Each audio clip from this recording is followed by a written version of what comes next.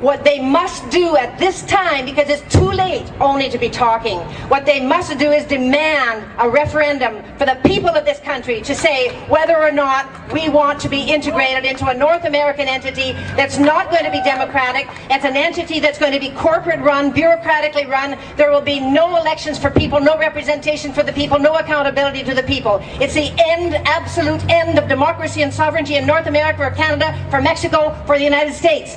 Be very clear about that.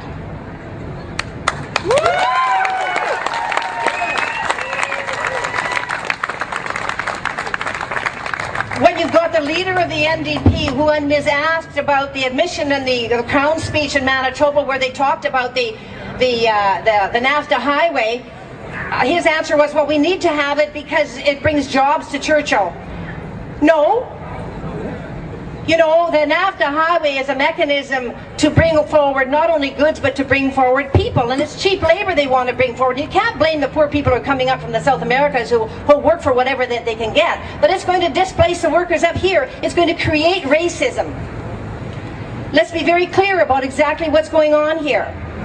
Let's be very clear that the provinces across this country who are bringing in the identifiers, the RFID identifiers in our driver's licenses, are complicit. Let's be very clear that the municipalities who are failing to address the issues, you've got homelessness here in Vancouver. Why do we have third world conditions in this city, in this province, in this country, the richest, the best in the world? Why is it that we don't have anybody in Parliament who's willing to stand up and say,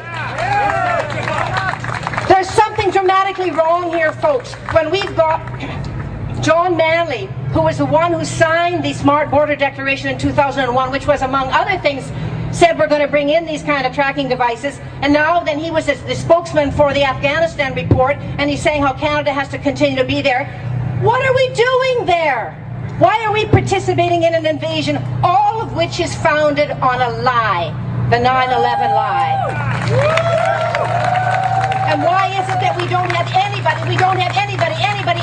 anybody that's elected anywhere that I'm aware of that's willing to stand up and say, you know, folks, there's something really wrong here, when we're asking our Canadian young people to go off and die, when we're asking for Canadian tax dollars to be scooped off and sent off to aggrandize the riches of the munitions corporations, when we're asking for our money to be sent into military operations rather than giving us our health care, rather than getting our people that are homeless, getting them into housing, when we're being asked to take the money and pay off the financiers who are financing all these kind of operations, why is it that we have nobody in Parliament to really call the question for what it really is?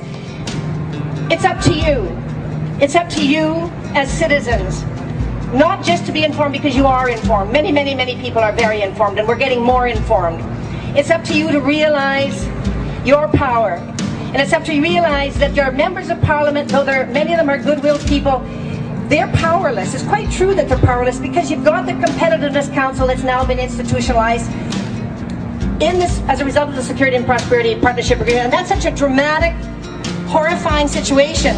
And yet we've had not one member of Parliament call for a non-confidence motion in our Parliament when the Competitiveness Council was introduced, to say the institutionalization of the Security and Prosperity Partnership Agreement, which is going to integrate Canada with the United States and Mexico, it's just a no-go. This is a dramatic, not just a violation of our Constitution, it's a betrayal of our Constitution, it's a betrayal of us, it's an abandonment of our rights. Why is it?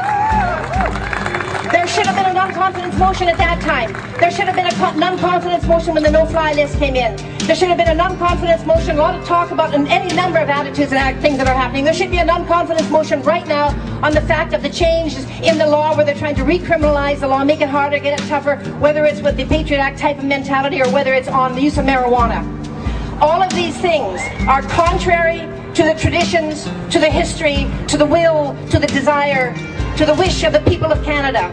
And you are the people of Canada. And I am nothing more than one of the instruments that happens to be legally entitled to stand up before you and express a wish that is the wish of a lot of people, because nobody else is expressing it. But your job, we need elected people. We do need government. If we don't have government, the only other alternative, if we can't turn this around in a government way, in a civil way, the only other alternative is a very bad one that nobody wants to see. It happens in countries all the time. Canada doesn't have to go there. What we as citizens have to do and can do and must do at this time is to continue this kind of activity, which is excellent. Excellent. But you have to start with yourself, inside yourself, knowing what your power is, and knowing, like the V for Vendetta, all of us standing together, moving together on a mass. We don't have to take on the whole world. We take on our little space, our place right here. You lean on your political person and you do the activities like you're doing here, and you just say, I'm not going to take it. It's going to stop. I don't need more information. I want it stopped. I want it stopped. I want it stopped. And what you can do as an individual is go to your MP and stand out their office, writing to them and talk to them. Usually they just kick you out, especially if they're conservatives or liberals. But talk to them, make demonstrations in front of there, but ultimately it's a two-pronged thing. We need a government that's going to be a government of the people, by the people, for the people. Those were good words in the States.